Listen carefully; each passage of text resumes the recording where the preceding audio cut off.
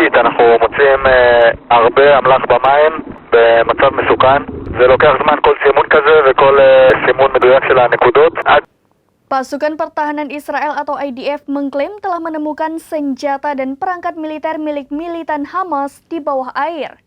Senjata tersebut ditemukan oleh para prajurit unit misi bawah air Angkatan Laut Israel.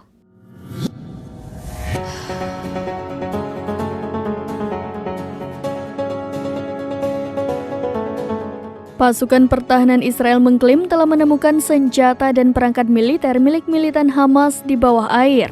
Senjata tersebut ditemukan oleh para prajurit unit misi bawah air Angkatan Laut Israel. Mereka menemukan lusinan senjata itu selama pencarian di bawah air. Dikutip dari Tribun News, di antara senjata dan perangkat militer itu terdapat alat peledak, sabuk peledak, amunisi, dan perahu karet. IDF lantas bekerja sama dengan pasukan khusus unit teknik tempur Yahalom. Senjata yang dicurigai mengandung bahan peledak dinetralisir.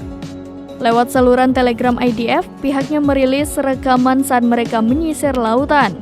Sejumlah senjata hingga tas berisi amunisi pun turut ditemukan. Prajurit unit misi bawah air Angkatan Laut Israel lantas mengangkut semua senjata yang disebut milik Hamas itu. Dalam laporan lain dikabarkan bahwa pasukan Yahalom berhasil menetralkan senjata yang mengandung peledak. Kemudian IDF juga mengungkapkan bahwa pihaknya memusnahkan sejumlah senjata lainnya. Demikian informasi terkini Syedara Lun, saksikan terus berita lainnya di kanal YouTube Serambi News, website dan Facebook serambinews.com.